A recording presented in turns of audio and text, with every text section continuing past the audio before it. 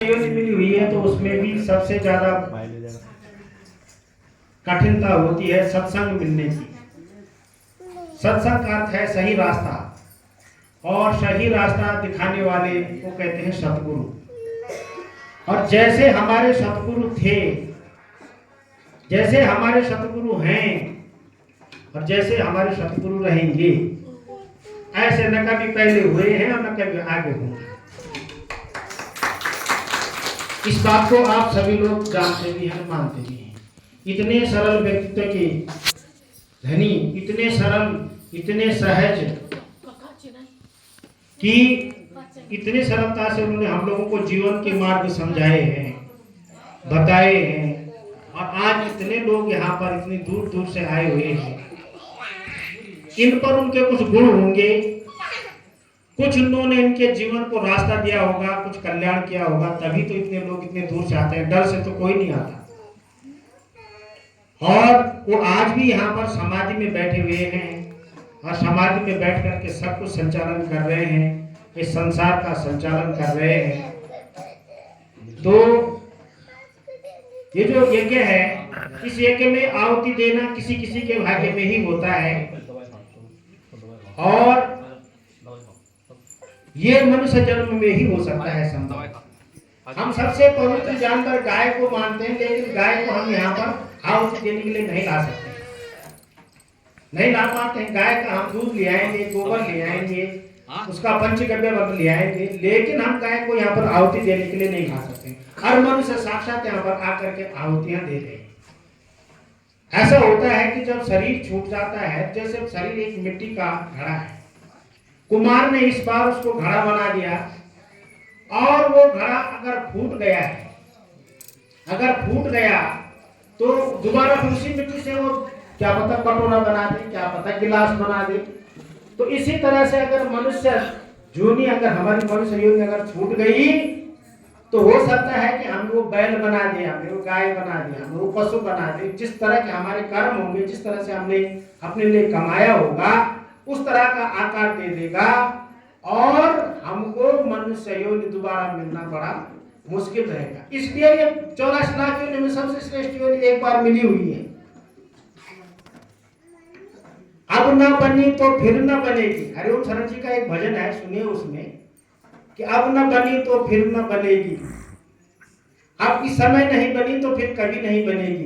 क्योंकि और कहते हैं कि जननी तेरी फिर तुझको न जनेगी, तेरी जननी अब तुझे इस प्रकार से जन्म नहीं दे पाएगी इस योनि के लिए। और इस योनि में हम आए हैं, और हमें दादाजी जैसे सतगुरु मिले हुए, और उसके बाद भी हम लोग अगर अपना जीवन भक्तिमय नहीं बनाए, सात्विक नहीं बनाए, तो इससे बड़ा दुर्भाग्य हमारे लिए और कुछ हो भी नहीं सकता। कहा गया है कि ये जो यज्ञ है, ये विराट पुरुष का मुख है, चंद्रमा भगवान का मन है, विराट पुरुष का मन है, सूर्य उसकी आंखें हैं, वायु उसके कान हैं, और अग्नि जो है उसका मुख है। तो इस मुख, ये अपनी इस अग्नि के मुख से, और अग्नि स्थापित कहां पर होती है? कुंड में होती है। और हवन कुंड की अग्नि जो होती है, वो सीधे आपको 14 लोगों से जोड़ती है, और आप उसमें जो डालते हैं 14 लोगों तक चला जाता है। आपकी एक आहुति आपके 21 पीढ़ी के पुरखों को तारती है। तो आप सोच लीजिए कि आपने कितनी आहुतियां यहाँ दे दी हैं, तो कितने पुरख आप लोग नितार दे। तो आपके बराबर महान और संत कौन है कि जो आपने यहाँ करके अपने गए हुए पितरों को भी तार दिया है। ऐसा रास्ता हमारे गुरु महाराज ने हमको यहाँ पर बताया है। और इतने सरल भाव में, इतने सहज मार्ग में, मैं एक बार की बात बताऊं कि मैं यहाँ पर आया हुआ था, कुछ समय पहले आश्रम खुला हुआ था। एक आदमी इस तरफ से आया, जसपुर की पहले तरफ से, और उसने बेचारे ने चावल ला रखे थे, वो पूछ कराने के हिसाब से आया था। उसने सोचा कि वहां पर एक नया आदमी आ रखा है, शायद तो पूछ करते होंगे, तो पूछ कर देंगे। वो आए, गुरुजी यहाँ पर बैठे हुए थे, नीचे बैठे हुए थे। उसने कहा कि भाजी आश्रम, बोल हाँ हाँ ये आश्रम। भले मुझे वो रही पूछा रही वो कक्षी बल वार्षिक है गुण वाला बोला कभी वाला ही क्यों जाला के बात है बल में जरा चौंक दिखान था बल बस आला भी आला बस थोड़ी देर में बैठा बैठा पानी पीना क्यों पानी थोड़ी पिएंगे। उसके बाद जब गुरुजी ने उसके विषय में बताया, उसके परिवार के विषय में बताया, उसके दुख के विषय में बताया, उसके संकट के विषय में बताया, वो उस आदमी के चावल की जो पोटली थी वो हाथ के हाथ में रह गई। उसने कहा मैं इसीलिए आ रखा था यहाँ, पर ये तो तुम नहीं बता दिया वो आदमी कहाँ है जो यहाँ जो यहाँ के वो है, वो कहाँ है पूछा रहे। अरे बल नीचू भाई पूछो पेट तसली हो गया वाला तो बल में अभी वो चौमुख के करने पर से चक्कू था दे दी और वो चिड़े होते थे बोले चलो मैंने क्या करना है। तो दादाजी बोलते थे कि जो मेरे को जिस भाव से भजेगा, जिस भाव से समझेगा, जिस भाव से समझता है, उसी भाव में मैं उसके लिए प्रकट हो जाता हूँ। उसके लिए पूछ रहा था वो तो उसके लिए पूछ रही बल्कि उसी भाव से सच्चे मन से आ रखा था। वो आदमी परेशान होकर आ रखा था और उसकी यहाँ पर पूरी बात खुल गई। तो दादाजी इस तरह के महापुरुष थे, इस तरह के सरल पुरुष थे। और जो लोग आध्यात्मिक प्यास को लेकर के आते हैं, जो मनुष्य जन्म को किसी योनि ने दोबारा नहीं मिलना है, मुझे मुक्ति चाहिए, मुझे मोक्ष चाहिए, मुझे अच्छा जन्म चाहिए, मेरे बच्चों का भविष्य अच्छा हो, मेरे परिवार का भविष्य अच्छा हो, हम किसी की बलि अपने बच्चों के लिए न चढ़ाएं, अपने लिए न चढ़ाएं। इस प्रकार के जिस परिवार के विचार बन जाते हैं तो उस परिवार के लिए यहाँ पर हमेशा के लिए जो है ऐसे परिवारों ने गुरु महाराज ने उनको दीक्षा दी है और हमेशा आपका जीवन सफल ही रहेगा। इसलिए बढ़ चढ़ करके इन यज्ञों में भाग लें, दान दें, संगति करें, सत्संग करें। संगति कर्म दान संगति कर्म इसका वो है, यज्ञ के साथ दान भी होना चाहिए और सत्संग भी होना चाहिए। ये हम लोगों को यहाँ पर करना चाहिए और अपने गुरु के कार्य को बढ़ चढ़ करके आगे हमको बढ़ाना चाहिए। इतना ही बोल रहा हूँ। समय आगे एक छोटा सा भजन आपको सुना देता हूँ।